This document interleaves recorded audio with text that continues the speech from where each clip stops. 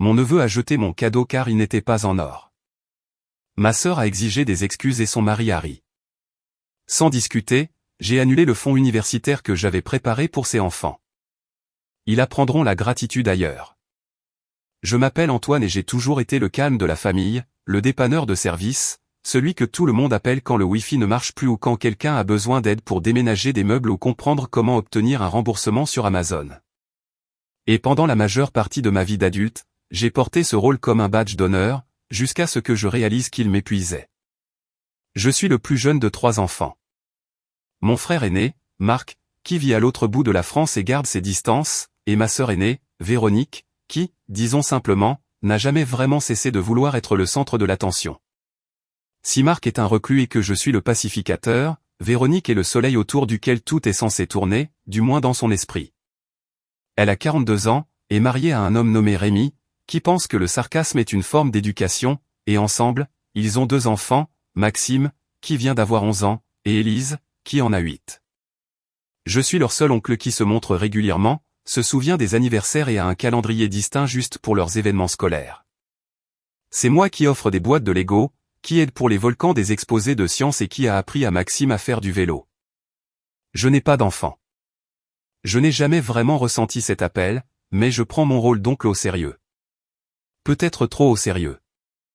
À la naissance de Maxime, j'ai ouvert un compte épargne pour ses études supérieures.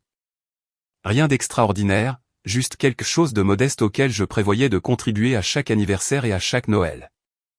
Quand Élise est née, j'ai fait de même pour elle. Cela me semblait être la bonne chose à faire. Véronique et Rémi ne roulaient pas sur l'or, et je me suis dit qu'un petit matelas pour l'avenir ne pouvait pas faire de mal. Je ne leur en ai même pas parlé avant que Maxime ait 5 ans. Je voulais que ce soit une surprise un jour, un cadeau discret. Mais dès que je l'ai mentionné, Véronique a applaudi et a dit « Eh bien, bien sûr que tu ferais ça. Tu as toujours aimé jouer à l'oncle préféré. » J'ai ri pour ne pas en faire toute une histoire.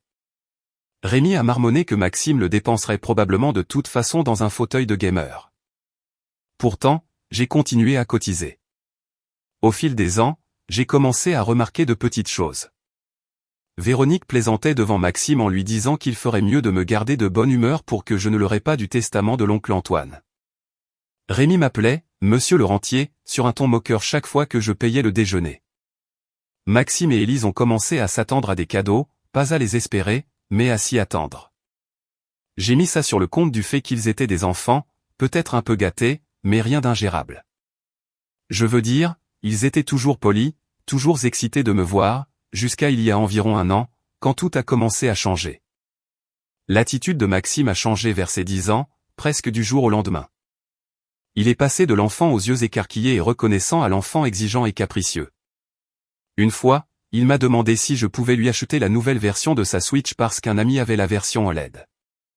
Quand je lui ai dit que je n'allais pas le faire, il a simplement levé les yeux au ciel et a dit « Tu es riche. Tu peux te le permettre. » Je ne sais même pas d'où lui est venue cette idée. Je ne suis pas riche. J'ai un bon travail dans la tech, pas d'enfant, et je fais attention à mon argent. Mais pour un enfant de 10 ans à qui on a dit que j'étais plein aux as, j'imagine que je ressemble à un distributeur automatique de billets sur pattes. Véronique ne l'a pas corrigé. Elle a juste souri d'un air suffisant et a dit « Eh bien, il n'a pas tort. » Pourtant, j'ai pris sur moi. J'ai toujours pris sur moi. J'ai continué à me présenter chez eux pour les anniversaires et les fêtes avec des cadeaux soigneusement emballés, des sourires et de bonnes intentions. Je me suis dit que les enfants traversent des phases, que Véronique avait la langue bien pendue mais ne le pensait pas vraiment. Que le sarcasme de Rémi était juste sa façon de créer des liens. J'ai essayé d'y croire. Vraiment. Cette année, le 11e anniversaire de Maxime me semblait être une chance de repartir à zéro. J'avais beaucoup réfléchi à son cadeau, un set de toupies Beyblade argenté en édition limitée que j'avais dû commander du Japon. Ce n'était pas donné, mais je me souvenais l'avoir entendu dire qu'il se remettait au Beyblade et que tout le monde à l'école avait les modèles les plus cools. J'ai pensé que ce serait un cadeau à la fois nostalgique et tendance. J'ai même imprimé une étiquette personnalisée avec son nom gravé sur la boîte. C'était très classe. Je l'ai emballé dans du papier noir mat, j'ai noué un ruban doré autour et j'ai glissé une carte à l'intérieur qui disait « Pour Maxime ». Les meilleures batailles commencent avec le bon équipement. Avec tout mon amour, oncle Antoine. Je suis arrivé à la fête 15 minutes en avance, comme toujours, avec son cadeau et un pack de 6 limonades artisanales que je savais qu'il aimait. La maison était déjà chaotique. Des ballons partout, des enfants qui criaient dans le jardin, Véronique qui hurlait des instructions à Rémi pendant qu'il faisait semblant de ne pas l'entendre. J'ai souri à travers tout ça, j'ai déposé les limonades sur la table des boissons et j'ai glissé le cadeau de Maxime sous la pile qui se formait sur le manteau de la cheminée. Ce n'est qu'une heure plus tard, alors que le gâteau était étalé sur la moitié de la table et que Maxime était plongé jusqu'au coude dans une montagne de papier cadeau déchiré, qu'il a finalement ouvert le mien. La pièce est devenue un peu plus silencieuse. Véronique avait annoncé « Oh, celui-ci vient de l'oncle Antoine », avec un air théâtral, comme si j'étais le trésor royal. Maxime a arraché le ruban, déchiqueté le papier, ouvert la boîte et s'est figé. Au début, j'ai cru qu'il était impressionné. Ses yeux se sont écarquillés et il a regardé les toupies argentées scintillantes nichées dans leur écrin de mousse comme s'il avait trouvé un trésor. Mais ensuite, il a froncé les sourcils. Argenté, a-t-il marmonné. Véronique s'est penchée. N'est-ce pas celui que tu voulais, chérie? Le visage de Maxime s'est crispé. Non, j'ai dit que je voulais le doré, a-t-il lancé assez fort pour que quelques enfants tournent la tête. J'ai cligné des yeux. Ils ne font pas de version dorée de ce set, mais c'est l'édition spéciale, je pensais. Je m'en fiche, a crié Maxime, en sortant la toupie de la boîte et en la jetant à travers la pièce. Elle a heurté le mur avec un bruit sourd et a tourné une seconde avant de s'immobiliser en vacillant sur le parquet. Ce n'est pas ce que je voulais. Un silence gêné s'est installé dans la pièce. Élise a laissé échapper un petit « oh ». Rémi, qui était assis sur le canapé avec une assiette d'amuse-gueule, a juste laissé échapper un petit rire et a dit « Eh bien, on dirait que tu as raté le mémo, oncle Antoine ». Je n'ai rien dit. J'avais la bouche sèche. J'ai regardé Véronique, m'attendant à ce qu'elle intervienne, peut-être qu'elle gronde Maxime, peut-être qu'elle le fasse s'excuser. Au lieu de cela, elle s'est levée, a croisé les bras et m'a regardé comme si j'étais le problème. « Tu ferais mieux de t'excuser auprès de mon fils », a-t-elle lancé.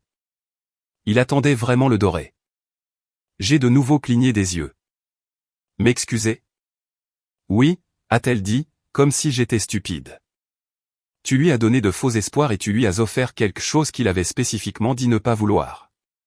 Ne fais pas semblant d'être surpris qu'il soit contrarié. J'ai regardé Maxime, qui s'était maintenant affalé sur le canapé et avait sorti sa tablette comme si toute cette crise de colère ne venait pas d'avoir lieu. J'ai regardé la toupie Béblade qui gisait toujours près de la plainte. Et j'ai de nouveau regardé ma sœur. Ma sœur qui avait un jour pleuré quand je l'avais surprise avec un album photo fait main de nos souvenirs d'enfance, qui disait que j'étais le seul de la famille à la comprendre vraiment. Cette version d'elle n'était nulle part en vue. J'ai dégluti difficilement. D'accord, ai-je dit lentement. Je crois que je vais y aller. Véronique a plissé les yeux. Attends, c'est quoi ton problème maintenant? Mais je n'ai pas répondu. J'ai juste pris mon manteau, jeté un dernier regard à la pièce et je suis parti. Plus tard dans la soirée, j'ai ouvert mon ordinateur portable, je me suis connecté au compte d'épargne-études que j'alimentais pour Maxime et Élise depuis près d'une décennie et je les ai tranquillement clôturés tous les deux. Je n'ai même pas touché à l'argent. J'ai juste transféré le solde sur un fonds d'investissement général à mon nom et j'ai changé les bénéficiaires. Pas par dépit, mais par lucidité. Le genre de lucidité qui vous frappe lorsque les personnes pour qui vous vous êtes plié en quatre vous font soudainement comprendre de manière douloureuse que vos efforts ne signifient rien pour elles. Je n'ai rien annoncé. Je n'ai pas envoyé de mail dramatique ni posté de message dans le groupe de discussion familiale. Mais la fois suivante où Véronique m'a envoyé un texto à propos des notes de Maxime et m'a demandé si j'assisterais toujours à sa remise de diplôme de fin de collège en juin, j'ai simplement répondu « J'imagine qu'il apprendra la gratitude ailleurs ». Et ce n'était que le début. C'est étrange comme on peut ignorer un millier de petites coupures jusqu'à ce que celle qui pique enfin soit assez profonde pour saigner. Après la crise de Maxime à son anniversaire, j'ai essayé de laisser passer. Cela peut paraître faible, mais j'ai toujours été celui qui maintient la paix. Même quand les choses me rongeaient, j'avalais l'amertume et je me convainquais que les choses finiraient par s'arranger, que si je donnais juste un peu de temps, ils réaliseraient qu'ils avaient franchi une limite. Mais le temps a passé, et au lieu d'une réflexion, j'ai eu droit à un silence radio. Pas d'excuse de Maxime. Pas d'appel penaud de Véronique. Pas de « et, désolé pour la façon dont ça s'est passé » de la part de Rémi. Juste le silence. Et puis les textos ont recommencé. 2 semaines plus tard, Véronique m'a envoyé un message comme si de rien n'était. Salut, le gala de danse d'Élise est le week-end prochain. Tu penses que tu peux l'emmener à la répétition générale jeudi? Pas de salutation, pas de reconnaissance, juste une tâche. Comme si j'étais le chauffeur de la famille. J'ai fixé le message pendant une bonne minute avant de répondre. Désolé, je ne peux pas. Pas d'explication, pas d'excuse, juste une limite ferme. C'était étrangement satisfaisant. Elle l'a lu en quelques secondes. Pas de réponse. Je n'ai plus eu de ses nouvelles pendant presque un mois. Pendant ce temps, j'ai commencé à réfléchir plus sérieusement à la façon dont les choses se passaient depuis des années. Quand vous avez toujours été la personne sur qui on peut compter, les gens cessent de voir votre aide comme une gentillesse et commencent à la traiter comme une obligation. J'ai réalisé à quel point j'avais souvent réorganisé mon emploi du temps, dépensé mon argent et pris sur moi, tout ça pour maintenir un fil de connexion invisible que personne d'autre ne semblait intéressé à entretenir. Marc, mon frère aîné, avait toujours gardé ses distances avec la famille. Avant, je pensais qu'il était froid ou distant. Mais maintenant, je me demandais s'il n'avait pas simplement compris le manège avant moi.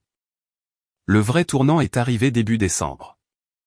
Noël a toujours été une grande affaire dans notre famille, et même si mes parents sont décédés il y a des années, Véronique s'était autoproclamée nouvelle hôtesse des fêtes de famille. Elle insistait pour que tout se passe chez elle, et qu'elle s'occuperait de tout. Mais bien sûr, cela signifiait que le reste d'entre nous devait apporter la moitié de la nourriture, la plupart des décorations et tous les cadeaux. Cette année, elle a envoyé un email groupé avec pour objet « Plan pour les fêtes ». Et le message était tout aussi enjoué et autoritaire que d'habitude. Salut la famille, trop contente de vous recevoir encore cette année. Je m'occupe de la dinde, de la farce et des desserts. Antoine, peux-tu apporter le gratin de macaroni, le gratin de haricots verts et ta salade d'endives aux agrumes de l'année dernière? Aussi, pourrais-tu passer à l'hypermarché prendre le cidre pétillant et les tartes aux pommes? Marc a dit qu'il viendrait peut-être, mais qui sait? Ah, et juste pour info, cette année on fait un format gros cadeau pour les enfants.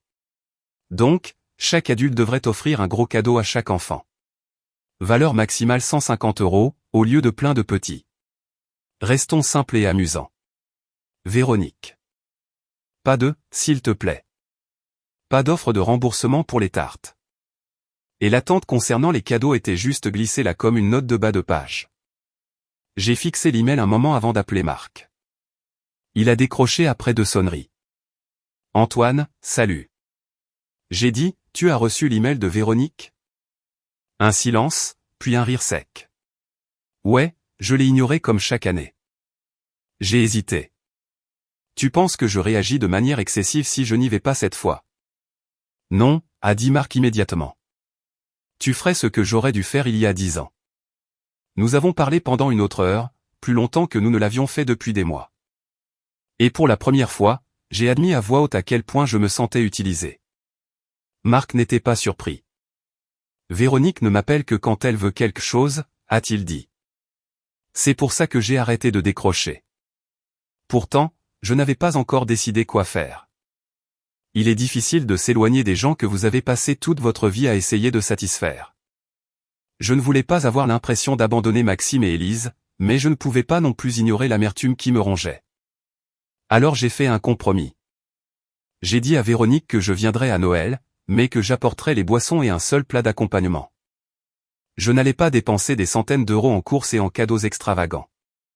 Elle a répondu par un bref « d'accord ». Le jour de Noël est arrivé, et pour être honnête, je me sentais nerveux, comme si je marchais dans un champ de mine. Je me suis garé à quelques maisons de là et j'ai apporté le cidre pétillant et un plat de gratin de haricots verts, pas de gratin de macaroni, pas de salade aux agrumes, pas de tarte de l'hypermarché. J'avais joliment emballé des livres pour Maxime et Élise, de belles éditions cartonnées avec des dédicaces personnalisées. Je savais qu'ils ne crieraient pas de joie en les voyant, mais ils avaient du sens, du moins pour moi. À la seconde où je suis entré, Véronique m'a accueilli avec un sourire crispé. Oh, juste ça, a-t-elle dit en regardant le plat dans mes mains. Oui, ai-je répondu. Rémi a levé les yeux du canapé et a marmonné, on dirait que les coupes budgétaires ont aussi touché l'oncle Antoine. J'ai posé le plat sans répondre et je suis allé dire bonjour aux enfants. Élise m'a serré dans ses bras. Maxime n'a pas levé les yeux de son téléphone. Le dîner était gênant. Véronique a fait tout un spectacle en présentant la dinde comme si elle était dans une émission de cuisine. Rémi a fait plusieurs blagues sur le fait de faire tout le travail. Je suis resté silencieux la plupart du temps. Marc n'est pas venu. Puis sont venus les cadeaux. Les enfants ont déballé les leurs comme des tornades. Élise a aimé son livre et m'a remercié gentiment.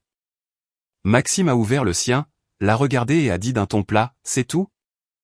Je n'ai même pas eu le temps de répondre avant que Véronique n'intervienne. Maxime dit merci. Mais sa voix manquait de toute fermeté réelle. Il a haussé les épaules. Rémi a souri d'un air suffisant. Pas tout à fait une PS5, hein. Quelque chose en moi a cédé. Je n'ai rien dit. Je n'ai pas élevé la voix. Je me suis juste levé, j'ai pris mon manteau et je suis parti. Je n'ai même pas dit au revoir. Les retombées ont eu lieu quelques jours plus tard. J'étais à la maison quand j'ai reçu un appel d'un numéro inconnu. Je l'ai laissé aller sur la messagerie vocale. Puis un deuxième appel, et un troisième. Finalement, j'ai décroché. C'était Véronique, et elle était furieuse. Je viens de raccrocher avec la conseillère d'orientation d'Élise, a-t-elle lancé. Elle a dit que le plan d'épargne-études d'Élise a été clôturé. Qu'est-ce qui se passe? J'ai marqué une pause. Je l'ai transféré. Comment ça, tu l'as transféré? J'ai déplacé l'argent sur un autre compte, ai-je dit calmement. J'ai décidé qu'il n'était plus approprié de continuer à gérer un fonds d'études pour des enfants dont les parents me traitent comme une obligation. Silence. Tu avais promis cet argent, a-t-elle dit, la voix légèrement tremblante. C'était pour leur avenir. Non, ai-je dit doucement. C'était un cadeau. Un cadeau que vous n'avez jamais demandé. Un que je n'étais pas obligé de faire. Et franchement, vu comment les choses se sont passées, surtout après l'anniversaire de Maxime et Noël, je n'ai pas l'impression qu'il soit apprécié. C'est juste un enfant, a-t-elle répliqué sèchement. Et tu es son parent, ai-je rétorqué. Mais au lieu de corriger son comportement, tu m'as blâmé. Tu m'as embarrassé devant une salle pleine de gens et tu m'as fait sentir comme un distributeur de billets qui n'a pas livré la marchandise. Ce n'est pas comme ça que ça marche. Est-ce que ça tourne autour de toi maintenant, a-t-elle craché. Es-tu vraiment aussi susceptible? Non, ai-je dit. J'en ai sérieusement fini. Elle a raccroché. Le lendemain, j'ai reçu un message de groupe de Rémi. Oui, Rémi. M'accusant de tourner le dos à la famille pour une toupie béblade et disant que je punissais des enfants innocents à cause d'un désaccord d'adultes. L'ironie m'a presque fait rire. Je n'ai pas répondu, mais le coup de grâce est venu une semaine plus tard. Ma cousine Lise m'a envoyé un texto, « Salut, je viens de voir le post de Véronique sur Facebook. Est-ce que ça va ?» J'ai cligné des yeux. Je n'avais rien vu. J'ai cliqué. Véronique avait posté une photo de Maxime tenant une boîte de béblade vide avec une légende qui disait « Quand votre oncle riche annule votre avenir à cause de la couleur d'un jouet ». Des centaines de « j'aime ». Des commentaires de ses amis disant des choses comme « Vraiment désolé que tu doives gérer ça ». Certaines personnes adorent utiliser l'argent pour dominer les autres, et « Toi et Rémi êtes des parents incroyables. Maxime réussira malgré lui. » J'ai regardé l'écran, les mains froides. Il ne s'agissait même plus de l'argent. C'était la trahison, la diffamation publique, la déformation de tout ce que j'avais fait. Des années de soutien discret, de cadeaux, de trajets pour l'école, de galas, de virements, réduits à une crise de colère pour un jouet argenté. J'ai fermé l'application. Mon téléphone a de nouveau vibré, mais je n'ai pas regardé. Parce qu'à ce moment-là, quelque chose en moi a changé. J'avais tout essayé. La douceur, la patience, la distance, les limites. Rien de tout cela n'avait fonctionné. Il était temps d'arrêter d'être le dépanneur.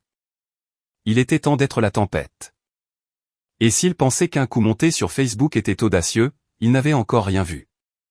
S'il y a une chose que l'on apprend quand sa propre famille vous jette sous un bus, c'est ceci, toucher le fond ne ressemble pas à un crash. Cela ressemble à un silence lent et résonnant. Après que le message Facebook de Véronique est devenu semi-viral dans son cercle de mères de banlieue en quête de sympathie, mon téléphone s'est transformé en grenade. Les notifications n'arrêtaient pas. Des gens à qui je n'avais pas parlé depuis des années me taguaient dans les commentaires, me posaient des questions vagues en messages privés ou m'envoyaient des textos peu sincères du genre « Est-ce que ça va ?», qui ressemblaient plus à des tentatives de ragot qu'à une réelle préoccupation. Un ancien collègue m'a même envoyé une capture d'écran avec la légende « Mec, c'est de toi qu'il s'agit ?» Je n'ai répondu à rien de tout cela. Au début, j'ai pensé que je pouvais simplement attendre que ça passe. Ignorer la tempête et la laisser s'apaiser. Mais le silence est une chose délicate. Il donne aux autres l'espace pour réécrire votre histoire. Et Véronique, elle ne faisait pas que la réécrire. Elle mettait en scène un drame complet. J'ai appris par Marc qu'elle avait raconté à la plupart de la famille élargie que j'avais retiré tout l'argent des études de Maxime et Élise par dépit. Que j'avais embarrassé son fils le jour de son anniversaire devant ses amis. Et le comble, c'est que j'étais financièrement instable et que j'avais probablement besoin de récupérer l'argent. Ce dernier point m'a fait plus mal que je ne l'aurais cru. Non pas parce que c'était ridicule. Mes finances allaient bien, mais parce que ça venait d'elle. La même sœur que j'avais un jour dépannée quand elle avait manqué de loyer. Celle qui avait pleuré sur mon épaule quand Rémi avait perdu son emploi pendant 6 mois. Celle qui m'avait demandé d'être co-emprunteur pour son 2e crédit auto. Je ne l'ai pas fait, heureusement. Mais le fait qu'elle ait demandé persistait dans ma mémoire comme une ecchymose. Ce qui faisait encore plus mal, c'est que la plupart de la famille l'a cru. Ou s'ils ne l'ont pas cru, ils ne voulaient pas s'en mêler. Marc est resté silencieux la plupart du temps. Il détestait les histoires, mais il m'a dit qu'il avait reçu quelques appels de tantes et d'oncles qui prenaient juste de mes nouvelles. Avec cette voix que les gens utilisent quand ils veulent vous demander si vous avez fait une dépression nerveuse sans le dire explicitement. Et moi, je me suis renfermé. Pour la première fois depuis longtemps, j'ai commencé à ignorer les gens, à quitter les conversations de groupe, à laisser passer les rappels d'anniversaire sans envoyer de texto. Même mes collègues ont remarqué que j'étais plus silencieux. J'ai arrêté de sortir après le travail, arrêté de cuisiner, arrêté de faire grand-chose d'autre que d'aller au travail, de payer mes factures et de me réfugier dans mon lit avec des écouteurs à réduction de bruit et des rediffusions de séries que je n'aimais même pas. J'avais toujours été le fiable, le calme. Mais maintenant, je me sentais comme une blague. Et le pire, c'est que les enfants me manquaient.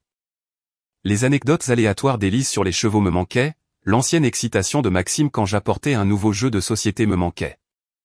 Même le chaos de leur maison pendant les fêtes me manquait, le bruit, l'odeur de dinde trop cuite, les rires de l'époque où les choses semblaient encore réelles.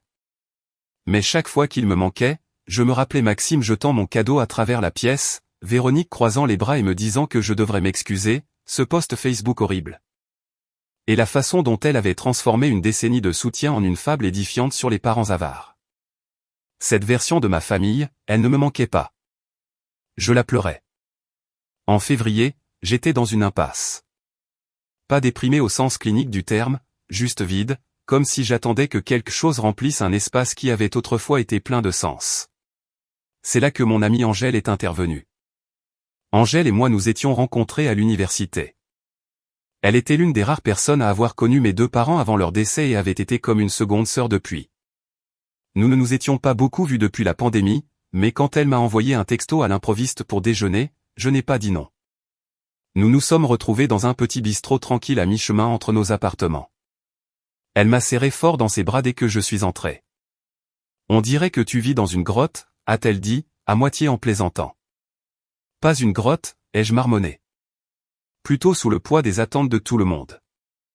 Elle a écouté sans m'interrompre alors que je lui racontais tout, de la crise de Maxime à son anniversaire à la campagne de diffamation de Véronique, le plan d'épargne-études, Noël, les retombées, tout.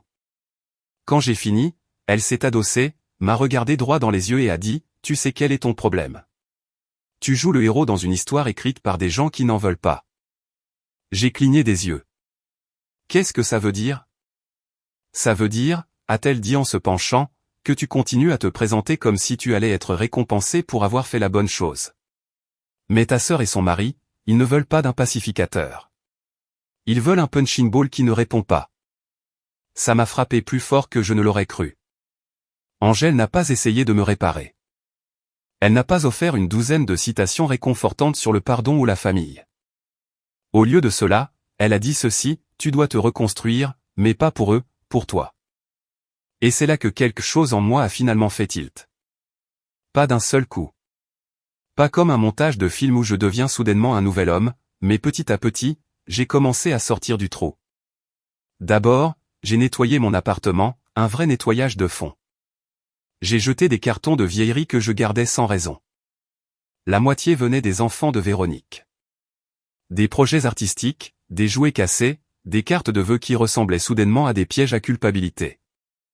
Je ne les ai pas brûlés. Je les ai juste laissés partir. Ensuite, j'ai pris une semaine de congé et je suis parti à la campagne. J'ai réservé un petit chalet, apporté une pile de livres et mis mon téléphone en mode avion pendant 4 jours. Je n'ai même dit à personne que je partais. J'ai juste disparu. C'était la première fois depuis des années que je n'étais pas de garde pour les drames de quelqu'un d'autre. Puis j'ai restructuré mes finances. J'ai déplacé l'argent du fonds d'études dans un portefeuille à haut rendement et je l'ai destiné à autre chose. Quelque chose qui apporterait une réelle valeur au monde. Je ne savais pas encore quoi. Peut-être un fonds de bourse pour les enfants de l'aide sociale. Peut-être un programme de mentorat, mais pas pour Maxime. Plus maintenant. Le travail est devenu, de manière surprenante, un refuge. J'ai commencé à m'investir davantage dans des projets qui m'intéressaient vraiment. Je me suis porté volontaire pour diriger un sprint de développement pour une nouvelle application éducative. L'équipe a été surprise.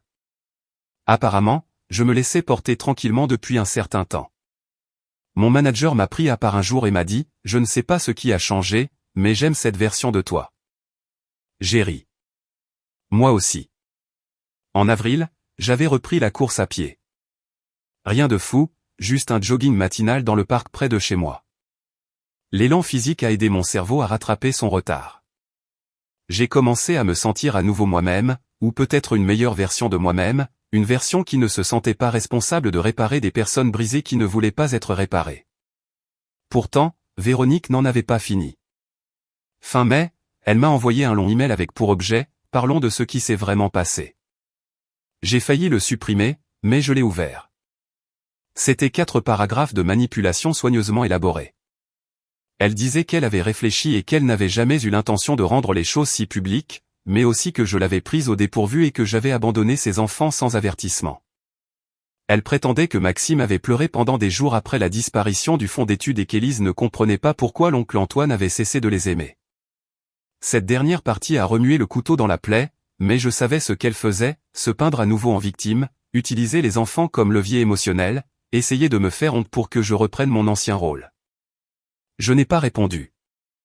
Au lieu de cela, j'ai commencé à écrire, pas pour elle, pour moi. Des journaux, principalement des pages de tout ce que j'avais gardé en moi pendant des années. Des histoires de petites piques, de coups bas passifs-agressifs, des vacances que j'ai passées seul après avoir annulé des projets parce que Véronique avait besoin de moi pour garder les enfants. La fois où elle m'a fait annuler un rendez-vous galant parce que Rémi avait un rendez-vous chez le dentiste. Les innombrables week-ends passés à assembler des décorations d'anniversaire ou à donner des cours de maths à Maxime. Et à travers tout cela, j'ai réalisé quelque chose de crucial. Je n'avais jamais été considéré comme un égal. J'étais l'assistant, le secours, l'oncle pratique qui n'avait pas d'enfant, donc son temps valait évidemment moins.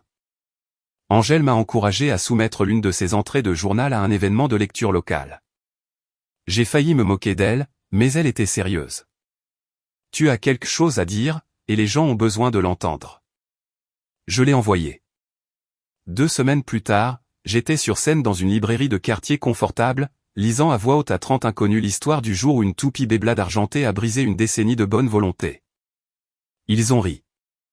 Ils ont halté. Une femme au premier rang a eu les larmes aux yeux quand j'ai décrit la crise de Maxime. Et quand j'ai terminé avec la phrase « J'imagine qu'il apprendra la gratitude ailleurs », la salle est devenue silencieuse, puis a éclaté en applaudissements. Quelque chose en moi a guéri cette nuit-là. Non pas parce que je me suis vengé, mais parce que j'ai retrouvé ma voix. Je n'avais plus besoin de la validation de Véronique. Je n'avais plus besoin de l'approbation de Maxime ou des sourires narquois de Rémi. Je n'avais même plus besoin de la compréhension de la famille. J'avais besoin de moi. Et pour la première fois depuis longtemps, je me suffisais. Mais juste au moment où je pensais que la poussière était retombée, juste au moment où j'avais enfin trouvé un peu de paix, un message inattendu a atterri dans ma boîte de réception. C'était d'Élise. Un court email, hésitant, envoyé depuis son compte scolaire. Oncle Antoine, est-ce que je peux te demander quelque chose? Je ne sais pas à qui d'autre parler. Je l'ai lu 2 fois, puis une 3e fois, et mon estomac s'est noué. Car quelle que soit la paix que j'avais trouvée, elle était sur le point d'être à nouveau mise à l'épreuve. Quand j'ai lu l'email d'Élise pour la première fois, mon cœur a sombré. Non pas à cause du message lui-même, ces quelques mots simples, mais à cause de ce qu'il signifiait. Elle se souvenait de moi. Elle me voyait encore. Pendant des mois, je m'étais dit que couper le contact avec les enfants était la seule façon d'avancer. Qu'ils étaient trop loin, trop imprégnés de l'égocentrisme de leurs parents, que même s'ils se souvenaient des choses que j'avais faites pour eux, ce serait trop peu, trop tard. Mais maintenant, en regardant ce petit email timide provenant d'un compte scolaire, envoyé à 15 h c'est un mardi, j'ai réalisé que je m'étais trompé. Élise n'était pas perdue. Du moins, pas encore. Elle tendait la main, et j'avais un choix à faire. J'ai fixé le curseur clignotant pendant 10 minutes avant de taper une réponse. Salut Élise, bien sûr que tu peux. Je suis là. J'ai appuyé sur envoyer avant de pouvoir trop réfléchir. La réponse est arrivée 2 heures plus tard. Celle-ci était plus longue, décousue, maladroite comme seule une enfant de 8 ans peut l'écrire, mais douloureusement honnête. C'est juste que maman dit que tu es fâché contre nous, mais je ne sais pas pourquoi. J'ai essayé de demander, mais elle m'a dit de m'occuper de mes affaires. J'ai demandé à Maxime, mais il a juste dit que tu étais égoïste et que tu avais pris notre argent. Mais je ne pense pas que tu ferais ça. Tu m'as toujours aidé avec mes devoirs et tu te souvenais de mon gala. Et j'ai encore le livre d'histoire que tu m'as donné l'année dernière, celui avec les chevaux. Ça m'est égal si Maxime est fâché. Tu me manques. J'ai dû fermer mon ordinateur portable quelques minutes et simplement respirer. Ce n'était pas une vengeance. Ce n'était pas un coup de force. C'était une petite main tremblante qui se tendait à travers le désordre, en quête de vérité. Et de la vérité, j'en avais à revendre. Mais je savais aussi ce qui arriverait si Véronique découvrait que nous parlions dans son dos. Dès qu'elle en aurait vent, elle couperait les ponts avec Élise, déformerait la réalité et utiliserait la loyauté de la pauvre fille comme une arme, comme elle le faisait avec tout le reste. Alors, je n'ai pas envoyé de grandes explications, pas de leçons, pas d'accusations, juste ceci, tu me manques aussi. Je serai toujours ton oncle. Si jamais tu veux parler ou poser des questions, tu peux m'écrire ici n'importe quand. Sans pression. Je suis toujours là pour t'encourager. Au cours des semaines suivantes, Élise et moi avons échangé des emails comme des correspondants secrets. Rien de dramatique, juste de petites choses. Un dessin qu'elle avait fait à l'école, une blague qu'elle avait entendue d'une amie, une question sur la façon de faire des brownies. J'ai gardé mes réponses légères, encourageantes, ne posant jamais de questions sur ses parents, ne la pressant jamais. Mais les enfants, ils sont plus intelligents qu'on ne le croit. Un jour, elle m'a envoyé un message qui disait « Tu penses que c'est normal d'être triste quand ses parents sont méchants avec les gens ?» Et plus tard, maman a dit que c'est Maxime qui mérite des choses parce qu'il est le plus grand. Que je dois arrêter d'être jalouse quand il en a plus. Mais je n'étais pas jalouse. Je voulais juste dire merci pour mon livre. Et elle a dit d'arrêter d'essayer de la faire se sentir mal. C'est là que j'ai su que ce n'était pas seulement une dynamique familiale brisée. C'était un système. Le favoritisme de Véronique n'était pas seulement agaçant. Il était stratégique. Maxime était choyé, loué, gâté. Élise était culpabilisée, minimisée et humiliée pour avoir osé s'exprimer. Cela expliquait tellement de choses. La façon dont Élise avait toujours été discrètement anxieuse, trop polie, cherchant toujours à mériter l'amour. Et cela expliquait aussi pourquoi Maxime était devenu un sale gosse. Il était l'enfant roi. Élise était la seconde pensée. Et maintenant que j'étais parti, Véronique avait mis les bouchées doubles. Je n'ai pas dit cela à Élise, bien sûr, mais j'ai commencé à tout documenter. J'ai sauvegardé chaque email, chaque dessin, chaque message, chaque horodatage. J'ai acheté un disque dur externe séparé et j'ai nommé le dossier « Élise », juste au cas où. car quelque chose me disait que Véronique ne laisserait pas cela continuer longtemps. J'avais raison. Mi-juin, j'ai reçu un appel d'un numéro inconnu. Je n'ai pas répondu. Messagerie vocale. C'était Rémi. Salut, je voulais juste te prévenir. Véronique a vu quelque chose sur l'ordinateur portable d'Élise en vérifiant ses devoirs et a découvert que vous vous envoyiez des emails. Elle n'est pas contente. Elle dit que tu essaies de monter notre fille contre nous. Je m'en fiche un peu, mais elle menace de tout bloquer et peut-être de parler à un avocat. Donc, voilà. Je pensais que tu devais savoir. J'ai sauvegardé le message vocal. Mes mains ne tremblaient pas cette fois. Véronique m'a envoyé un texto 10 minutes plus tard. Tu dois arrêter de contacter Élise. C'est complètement inapproprié. C'est une enfant. J'ai fixé ce message pendant un long moment. L'ironie ne m'a pas échappé. J'étais accusé de manipuler une enfant par la femme qui avait transformé mon silence en une histoire larmoyante sur les réseaux sociaux, qui avait laissé son fils faire une crise pour un cadeau d'anniversaire et avait ensuite exigé que je m'excuse. Qui avait fait sentir à Élise qu'elle était moins que rien parce qu'elle avait osé exprimer sa gratitude. Et maintenant, elle voulait jouer la carte du parent inquiet. Non, pas cette fois. Je n'ai pas répondu à son texto, mais j'ai appelé mon avocate le lendemain matin. Elle s'appelait Sandrine, et j'avais travaillé avec elle des années auparavant lors d'un litige immobilier. Elle était vive, calme et profondément indifférente au théâtre. Je ne cherche pas à poursuivre qui que ce soit, lui ai-je dit. Pas encore, en tout cas, mais je veux me protéger. Intelligent, a-t-elle dit. Avez-vous des preuves de communication? J'ai des emails, des messages vocaux, des textos. Rien d'inapproprié. Juste des contacts normaux entre un oncle et sa nièce. Bien, a-t-elle dit. Conservez tout. Imprimez des copies et ne répondez à aucune menace. Si elle intensifie les choses, vous voudrez une trace propre. J'ai suivi chaque mot. Mais je ne me suis pas arrêté là. Car pour la première fois depuis longtemps, je ne réagissais plus seulement. Je planifiais. Au cours du mois suivant, j'ai commencé à me reconstruire tranquillement mais délibérément. Je n'étais plus seulement concentré sur mon bien-être personnel. Je me préparais. Pourquoi exactement, je ne le savais pas entièrement, mais les pièces commençaient à s'assembler. D'abord, j'ai contacté Marc. Nous nous sommes retrouvés pour un café et j'ai tout mis sur la table.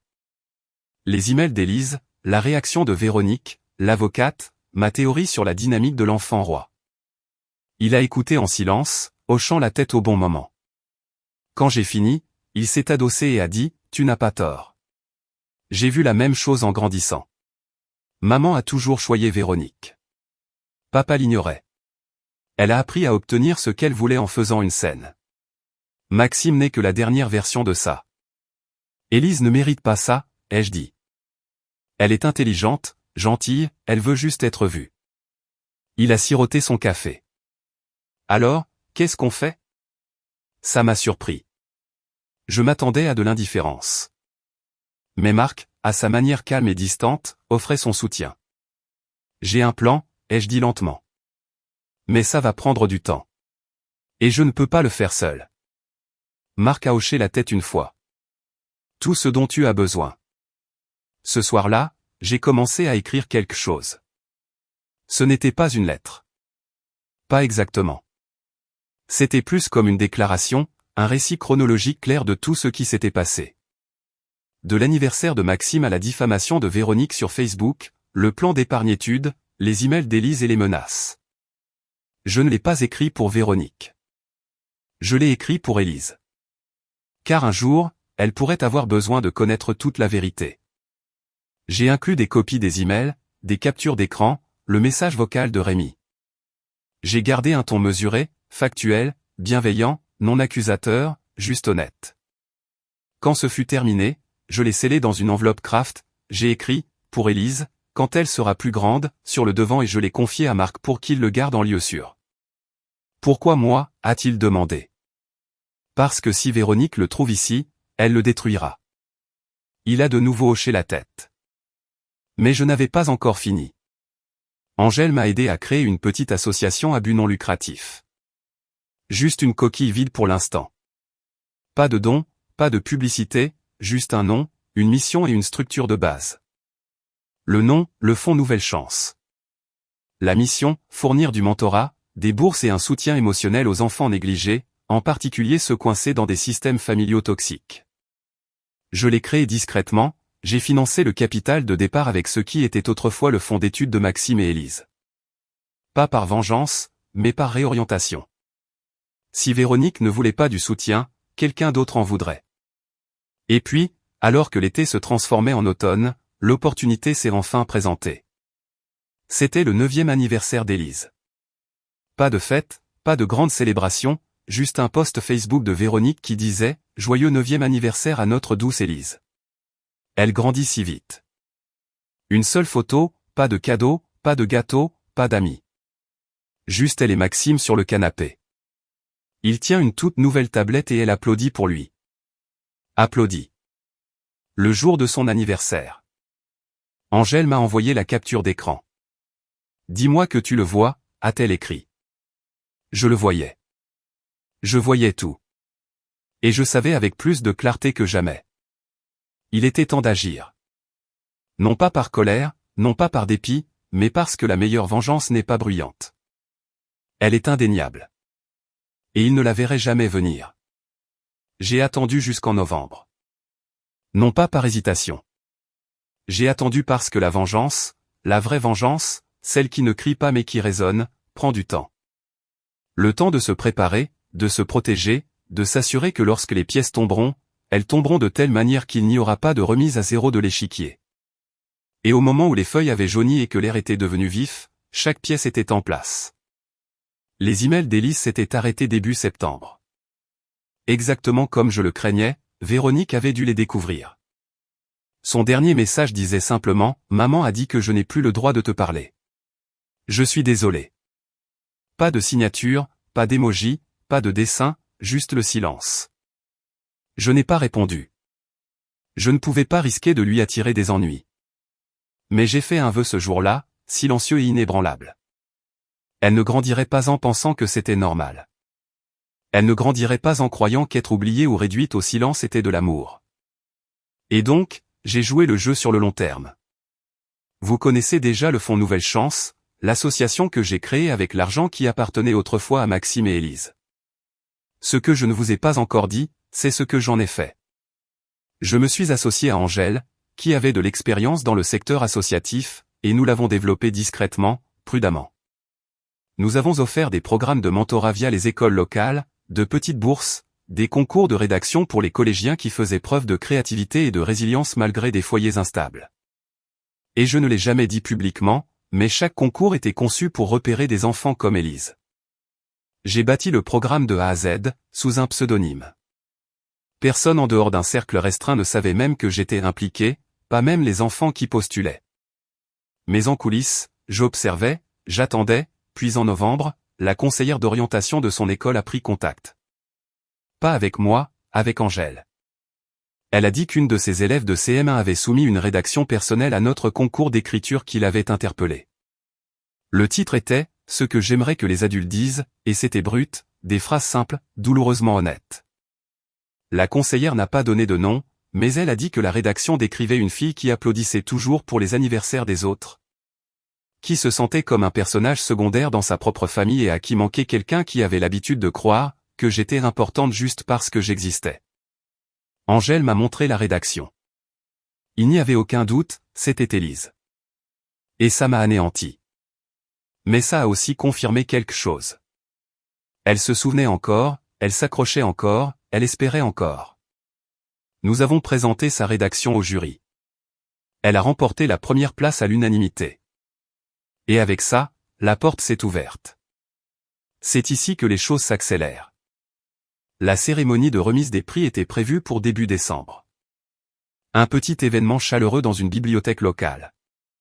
Rien de tape à accent grave-l'œil, juste des certificats encadrés, des cartes cadeaux et la possibilité pour les élèves de lire leur rédaction s'ils le souhaitaient. Angèle a envoyé les invitations elle-même. Une pour Élise, une pour ses parents. Je n'ai pas assisté publiquement à la cérémonie. Je me suis assis au fond, en civil, derrière une colonne. Angèle a géré l'événement. Élise est venue.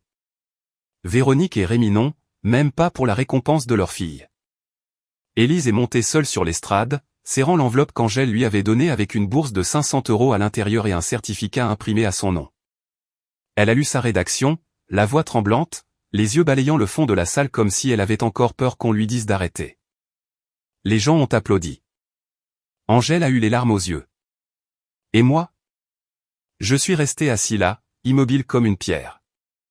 C'est à ce moment-là que j'ai su qu'il ne la méritait pas. Mais elle méritait toujours tout. Et maintenant, c'était le moment. Le lendemain, j'ai soumis une déclaration officielle notariée au service de l'aide sociale à l'enfance, ASE. J'avais consulté Sandrine, mon avocate, et nous avions tout préparé.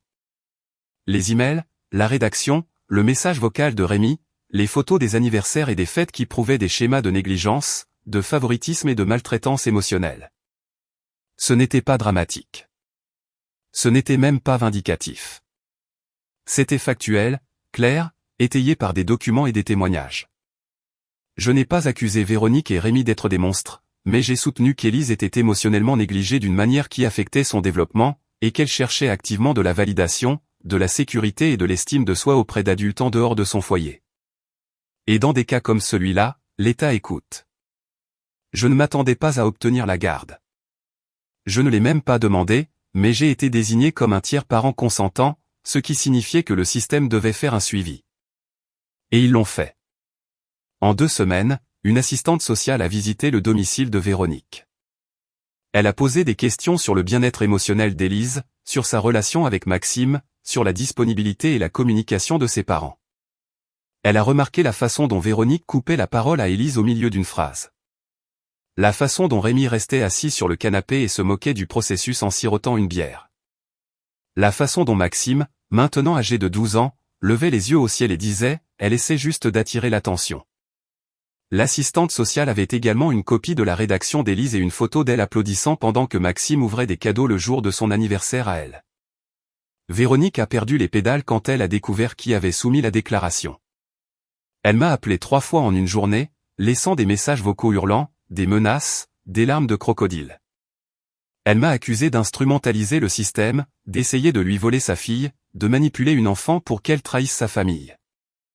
Je n'ai pas répondu, mais Sandrine l'a fait, avec une mise en demeure formelle accompagnée d'un rappel que toute communication future devrait passer par les voies légales. Et puis est venu le point de rupture. Le rectorat, alerté par le rapport des services sociaux, a lancé un examen familial obligatoire. Véronique, essayant de sauver la face, a publié une diatribe furieuse sur Facebook m'accusant d'essayer d'adopter sa fille pour des gemmes et de mentir sur la maltraitance. Cela s'est retourné contre elle. Car dans son message, elle a inclus des captures d'écran des emails d'Élise, privés, vulnérables, émouvants. Et ça, c'était une erreur monumentale.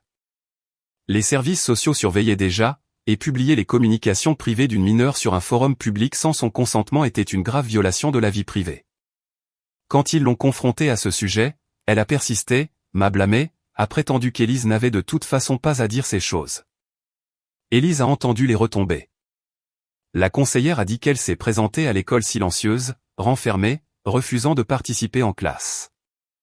Mais un jour, elle a demandé à son professeur « Est-ce que je peux écrire une nouvelle rédaction ?» Et elle l'a fait. Le titre était « Ce que j'aimerais qu'ils comprennent ». Cette fois, elle ne s'est pas retenue. Elle a parlé de ce que c'était que d'être l'enfant oublié.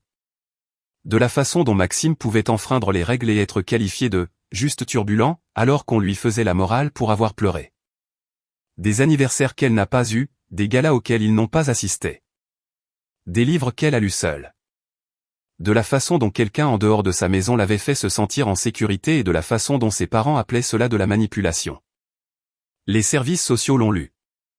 Et c'était la pièce finale. En janvier, un juge a approuvé une mesure de garde temporaire de 6 mois. Pas une garde complète, pas permanente, mais suffisante. Élise est venue vivre avec moi la semaine suivante. Elle est arrivée avec une seule valise. Pas d'au revoir de Véronique, pas de signe de la main de Rémi, juste un regard noir de Maxime alors qu'elle montait dans ma voiture. Elle n'a pas parlé de tout le trajet, mais quand nous sommes arrivés à mon appartement, elle est allée directement dans la chambre d'amis, peint en bleu pâle avec des étagères déjà remplies de livres et un bureau près de la fenêtre, et s'est assise sur le lit. Je me suis agenouillé. Tu n'as rien à dire, lui ai-je dit. Sache juste que tu es en sécurité maintenant. C'est ton espace. Elle m'a regardé. Ses yeux étaient rouges. Je peux lire avant de dormir? J'ai souri. Tu peux faire tout ce que tu veux. Cette nuit-là, en passant devant sa chambre pour aller me coucher, j'ai entendu le plus faible des sons. Un seul applaudissement, puis un autre, doux, rythmique. Elle applaudissait pour elle-même. Véronique a essayé de la récupérer. Bien sûr qu'elle l'a fait. Elle a prétendu que j'avais volé sa fille et que je lui avais rempli la tête de mensonges. Mais le mal était fait. Son post est devenu viral, mais pas comme elle le voulait. Les gens ne se sont pas ralliés à elle. Ils ont vu les captures d'écran, les rédactions, l'histoire, et ils se sont retournés contre elle. Rémi a perdu son emploi après que les RH ont trouvé le post et l'ont jugé comme un comportement publiquement inapproprié. L'association des parents d'élèves de Véronique lui a demandé de démissionner. Même Maxime a commencé à mal se comporter, suspendu 2 fois pour manque de respect envers les enseignants. Il n'était plus l'enfant roi, maintenant juste un gamin sans piédestal. Et Élise? Élise s'est épanouie. Elle a commencé à tenir un journal, à dessiner, à rejoindre des clubs. Elle s'est fait une nouvelle amie nommée Nina qui venait tous les samedis pour faire des biscuits et parler de leurs livres préférés. Elle a remporté un autre concours de rédaction en avril. Celui-ci était intitulé « Ce que je dirais à la moi plus jeune ». La dernière phrase de son discours, « Tu n'es pas invisible. Tu es juste sous les mauvais projecteurs ». La salle est devenue silencieuse, puis a éclaté en applaudissements. Et moi? Je me tenais à nouveau au fond, les mains dans les poches, le cœur serré. Car à ce moment-là, je savais que je ne l'avais pas seulement accueilli. Je lui avais permis de se retrouver. Véronique ne s'est jamais excusée. Elle n'a jamais admis sa faute, n'a jamais demandé pardon. Mais cela n'avait pas d'importance. Car la vengeance n'est pas toujours une question de destruction. Parfois, c'est une question de rédemption. Et voir Élise, forte, fière, radieuse, était la vengeance la plus satisfaisante que j'aurais pu imaginer. Le juge a rendu la garde permanente en juin. Et le premier soir de l'été, alors que nous étions assis sur le balcon à regarder le coucher du soleil, Élise s'est tournée vers moi et a dit « Oncle Antoine, tu penses que je cesserai un jour d'être triste à leur sujet ?» J'ai marqué une pause, puis j'ai répondu honnêtement « Peut-être pas, mais tu apprendras à être heureux malgré tout. » Elle a hoché la tête, et alors que le soleil plongeait sous l'horizon, elle a tendu la main et a pris la mienne. Silencieuse, calme, inébranlable.